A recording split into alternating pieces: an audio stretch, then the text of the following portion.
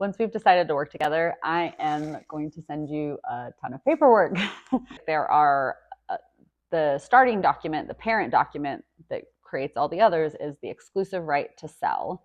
And then we'll have source of water addendum.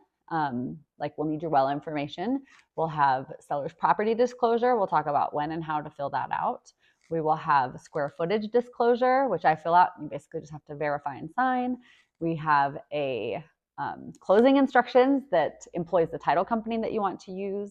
And then there's a few other documents like an affiliated business disclosure, a radon, possibly lead-based paint if your house is built before a certain year. And I think that's it. Those are all the documents, but we'll go over each of them separately. Exclusive right to sell, as I said, is the main contract, and that's the contract between you and me that employs me as your agent to sell your property. So in the beginning of that contract, it's going to have a multiple person firm because I belong to a brokerage. I have a broker over me that's kind of responsible for me, like my boss. And there's other agents that work at my brokerage. Then it'll have names and just make sure those are correct with the spelling and how it is on your legal ID, like a driver's license. And then we'll have an address, which is a legal description and the actual mailing address, both of the property. Further along, there's the listing period, and the listing period covers the time from which we start being in charge of listing the property, that I'm responsible to you for marketing and having showings and all of those things, until when hopefully it sells well before the listing period ends, or at which time we evaluate, do we want to continue listing the property? That really depends on the market.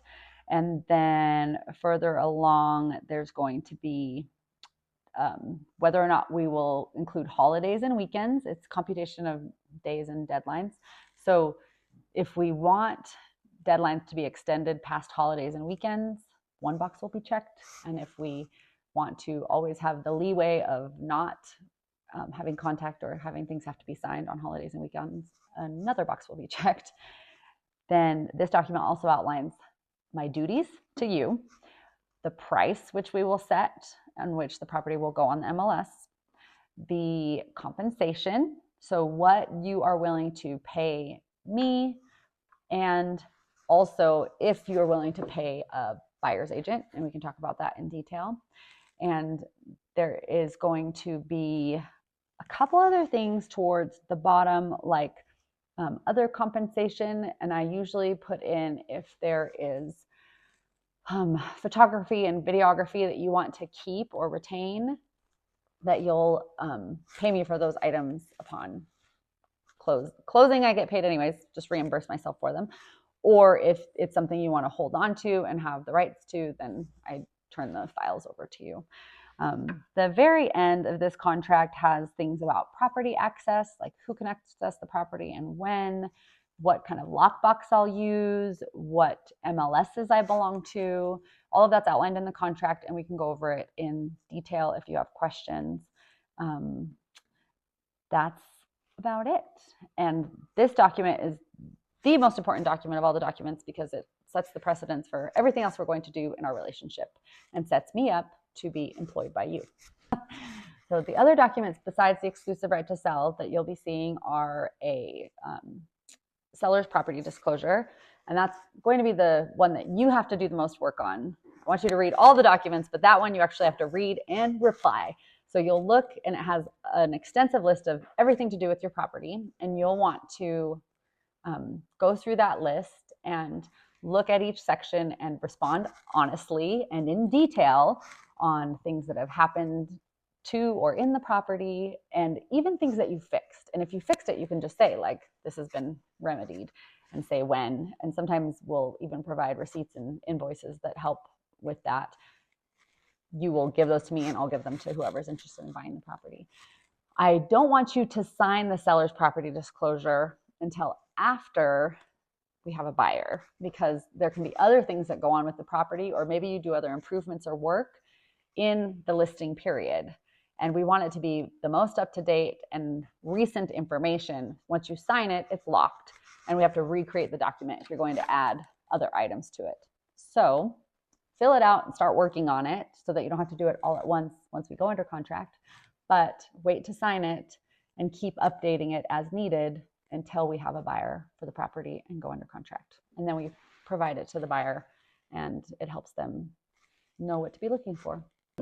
The next couple of documents I'll talk about all together because they're very short one-pagers. We have a source of water addendum, and that is also kind of on the seller's property disclosure, but we do a separate document just to be clear. And it will either have the well information or the municipality that provides water, or it'll say there is no water for this property, depending on your property. And it just needs to be clear and honest so that the buyer knows this is where water comes from for this property. Next is a square footage disclosure. And if it is a piece of land, we don't do that one. But if it's a building, we have measurements that we can take, or most of the time we take it from the county assessor site and then we input it into the document and provide it to the buyer with your signature showing this is what we know, because the assessor usually has measured. So unless you've done extensive remodeling or additions, it's going to come off the assessor site. If the property is built before 1978, you need to have the lead-based paint disclosure form. And if it's not, don't worry about that one. And then recently in Colorado too, there is a radon disclosure form showing if you've ever tested for radon, and then we send, brochure about what radon is to buyers. So they'll be asking, and the buyer has the right to test for radon. So we disclose just if we know anything about radon in the property. And those two forms kind of go together because they're disclosures for things that might be dangerous to a buyer. Then we have closing instructions, and that's the document where we employ the title company. It's a pretty straightforward document, but you could choose the title company or you can have me help you choose. I work with a bunch of title companies, so I can give you suggestions. And it outlines in there how you're going to receive your funds when the property sells. It also says the fee that the title company charges, usually just a couple $100, and who the closer is going to be. And I have relationships with several of those too, so I can make suggestions.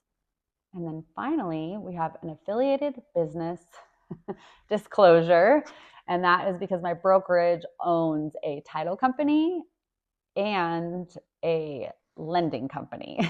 And we may not be using either their title company or their lenders, but the brokerage still has to disclose that we own these affiliated businesses that we could be referring business to, so that it's clear that those businesses are all cooperative and we might be funneling business to the other businesses that we own.